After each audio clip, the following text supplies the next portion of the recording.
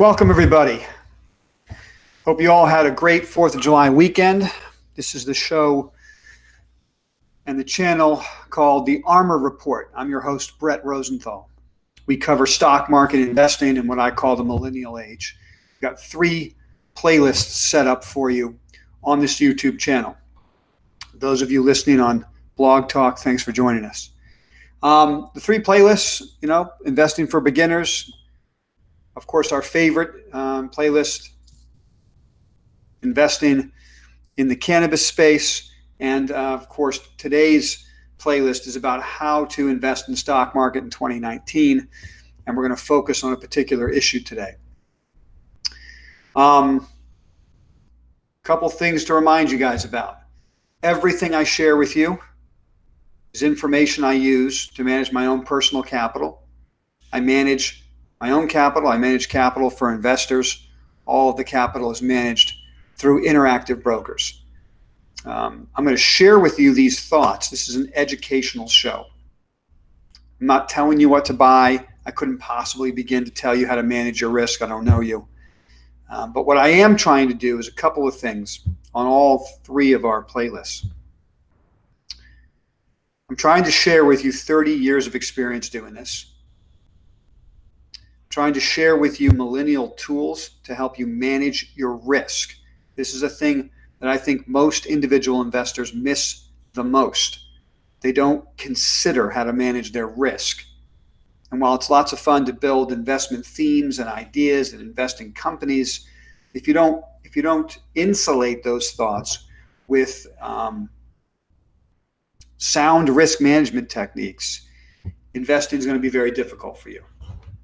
Okay, so we try to cover all those things on this show. Today, we're going to talk about investing in dividend stocks. For those of you who follow me regularly, and thank you very much. We're over 100 subscribers now on our channel. So thanks for joining me. Thanks for being here. Thanks for helping us grow. But those of you who know me know I focus a lot of my time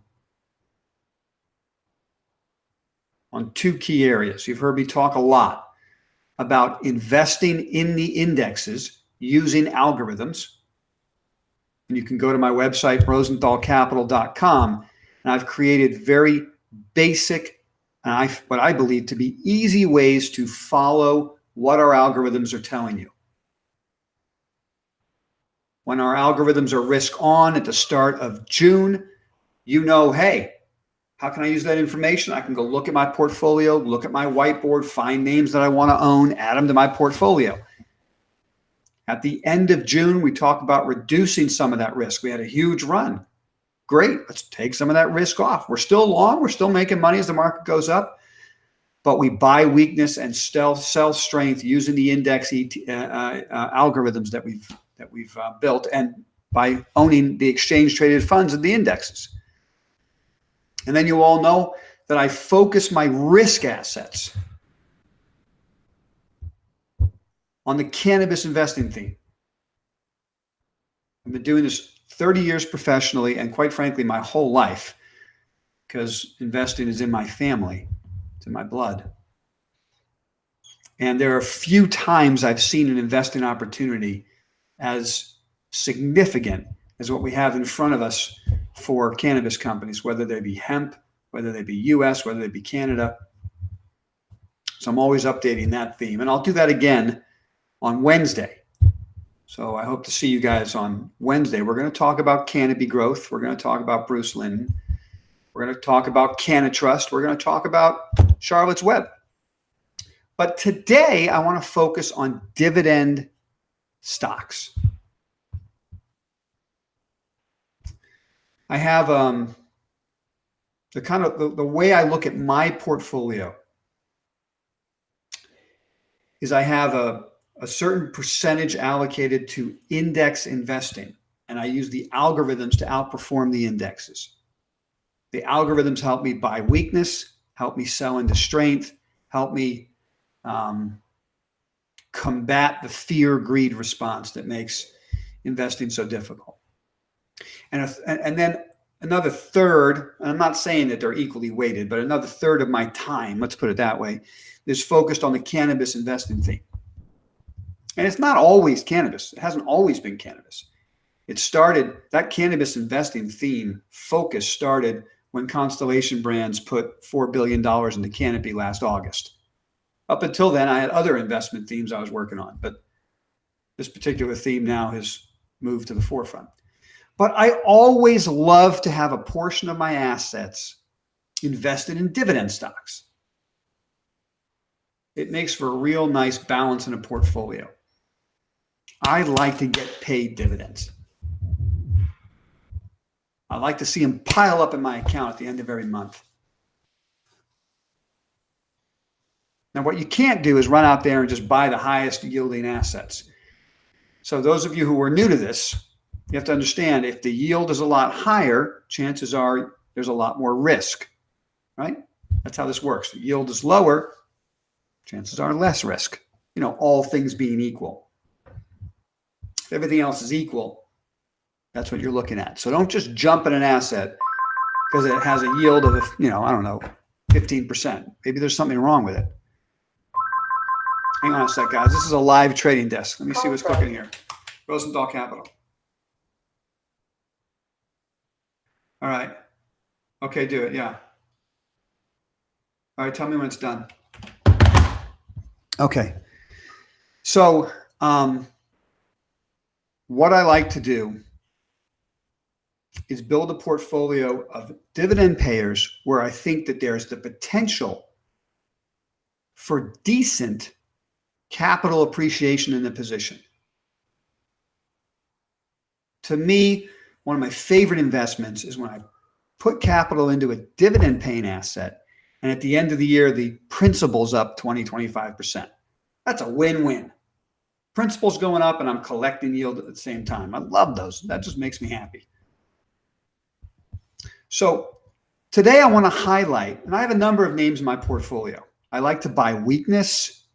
I like to find big cap companies that I think are brand names that aren't going anywhere. I like for them to get destroyed, and then everybody complains about them. Everyone talks about, I'll give you one idea, AT&T, right? Stock got destroyed for a while. Oh, there's too much debt in the balance sheet, blah, blah, blah. It pays 6%. I pick it off right at the low. Now AT&T is rallying. They're paying down their debt, all these other things. I got capital appreciation and dividends, 6% in my account. I love those investments. I'm going to share with you today an investment that I've been stalking for the last few years, and an investment theme that I have a history with. Over the decades, literally the decades, I've made a lot of money with these stocks if you buy them right.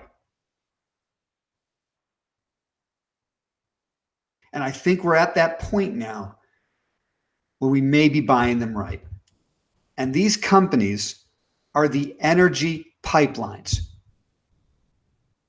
If you want one particular ETF symbol to look at to understand this group, you can look at AMLP, Alpha, Mike, Lima, Papa, AMLP.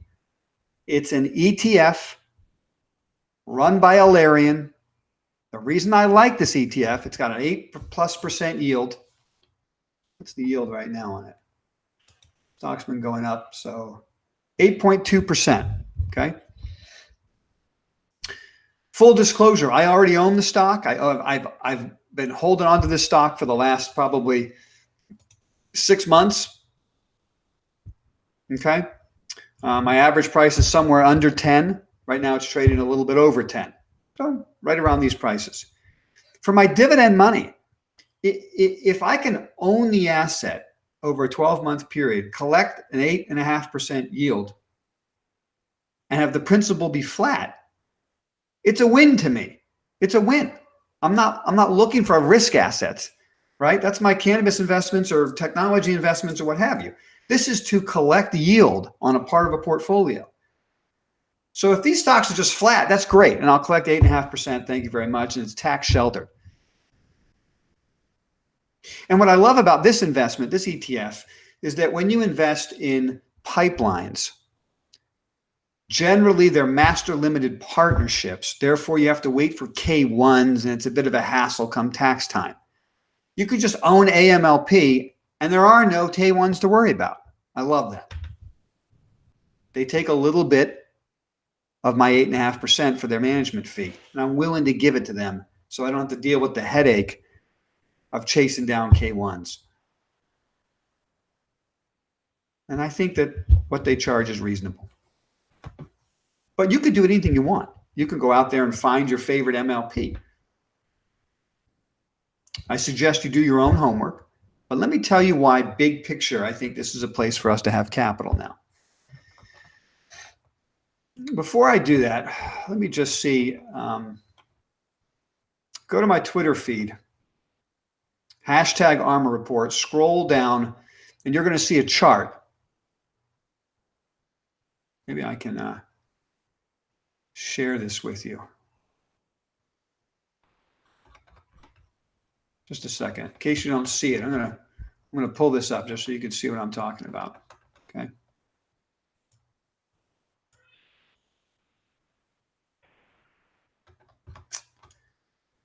You guys ready for this screen share? Here we go.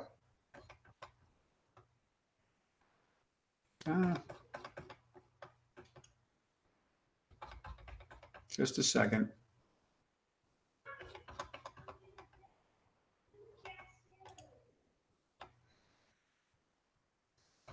All right, you're looking at a screen here. I'll blow it up for you. That is the daily chart pattern. Going back here, you can see it peaked out in 2017 up around the $13.25 range. And it's been selling off ever since. Now, part of the downtrend, don't forget, is it pays dividends. So every time it pays 20-cent dividend, the stock will open up down 20 cents, right? So you have to incorporate. When you're looking at chart patterns of dividend payers, you have to understand that the pattern may be a bit different because while this has been going down, it's been paying dividends at a fairly steady rate and a fairly high clip. So in other words, if you look back at, let's look back in here. I think like right here when it gapped down, that's not really a gap down. It paid the dividend on that day. Some of these gap downs are actually dividend payment days. So you have to just be aware of that. But anyway, I digress. Let's look at this chart pattern. You can see what I'm talking about here. Major downtrend. Just last week, we broke out of that downtrend. We broke back above the 50 and the 200-day moving averages. Okay. We have what looks like a major double bottom in place here. Going back to 2018, right? So throughout the year last year, it made a double bottom. And now we're breaking the downtrend. So why am I focused on this today?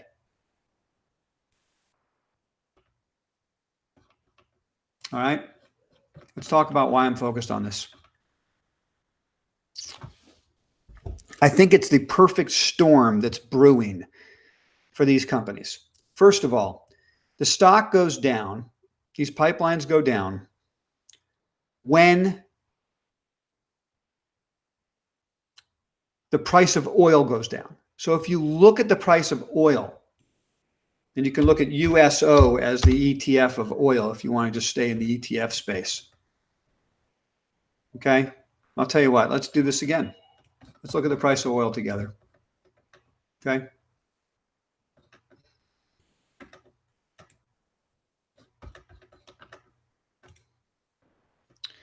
You guys can see that, I hope. Price of oil, there it is. Okay, you can see why the MLPs got whacked last year. There was an absolute collapse in the price of oil in 2018 in December. All right, so oil ran up, ripped lower, struggling in here. And when oil did this, the pipelines completed their double bottom, right in here. Okay, so oil was imploding and the pipelines double bottomed. Okay, now we're breaking the downtrend. So let's talk fundamentals about why we're breaking the downtrend and why I think Now may be the time to own these names. There's a couple of things to consider when owning MLPs, but two major things. The price of the underlying asset, which is oil. I think we've already seen, I don't know if there's a bottom in place or not for oil. That's not the point, really. What we could agree on, I think, all of us, is that the froth is out of the oil market. It had a big run up, then it got destroyed. And so it's somewhere down here. It could go lower, I don't know. But certainly risks are down in that part of the equation for energy stocks because the price of oil has been destroyed already. So it may get destroyed again, I don't know. But it's certainly not trading near its highs, right? So I like to buy weakness here. Sell strength, I like to buy weakness. So we've gotten our weakness in oil. That's one thing. The other reason why, and by the way, for some ridiculous reason, these stocks go up and down with oil. They really shouldn't. The pipelines really shouldn't go up and down with oil. Unless you had an opinion that oil was going to plummet for the next decade or two. But these companies have take or pay contracts. Take or pay contracts. The E&P companies, exploration and production companies, need the pipeline companies to get their product to market. The pipelines are set up like toll booths, okay? On a freeway, or not a freeway, a toll road, okay? So the more energy going through the pipe, more the company makes. But to a certain extent, they have take or pay contracts. So if the E&P guy decides not to put product through the pipe, they still have to pay. So out a certain amount of years, we can pretty much know what these companies are going to make and whether or not they can cover their dividend payment. So the volatility shouldn't be this fierce, but it is. If the price of oil collapses, you see what happens to the pipelines. It's usually a great time to buy them in the midst of the hysteria when everyone's selling everything oil related. So if the commodity goes up in here, that's very bullish for the stocks. But the other reason why these stocks go up is that they're interest rate sensitive, right? They're paying a yield of better than 8%. So if we have interest rates that continue to go lower, we have German bonds, we have French bonds that are traded at negative interest rates. Negative. We have the Fed looking to lower rates, not raise them. Here in the US, we have an inverted yield curve that goes out 4 or 5 years. In other words, shorter term durations yielding higher than longer term duration. That is usually not good for the economy. It's usually negative. But it makes it very difficult for savers to collect any type of dividend payouts or income, any kind of income. Short-term paper is yielding nothing, 1.9% on money markets at Interactive Brokers, which actually is the highest rate for money markets in the industry. But it's nothing. And then you go out 4 or 5 years to a CD at your bank and you're barely getting 2%. And that's as a teaser rate. The teaser rates are 2%. It's inverted. It's less than 1.9%. So what do you do to collect income on your assets? You go after the REITs, you go after the pipelines, you go after the telecom companies, you go after blue chip equities that are paying fat dividends. So we've got a situation, yield inversion, lower rates are coming. That's demand for the pipelines. We have already seen the collapse in energy prices. So maybe risk is reduced there. It seems as if there's some real issues geopolitically in the Middle East. Let's just leave it at that. We don't know what's going to happen with Iran, but it certainly doesn't look like it's good. This is bullish for energy prices. But what's the most bullish thing for energy prices? Trump and China will close a trade deal probably before 2020's election. I don't know for a fact, but it just seems logical. When we get trade deals that start to fall into line before the election, the economies around the world are going to take off. and that creates more demand for energy. So we have this perfect scenario, this perfect storm right now for energy stocks, particularly pipelines. The U.S. is more and more dependent on its own energy. Its own pipeline infrastructure is incredibly important. We have interest rates going down. We have the potential to see energy prices go up. And then we see this 5-year almost downtrend in these energy stocks, particularly pipelines, and we're breaking that trend just last week.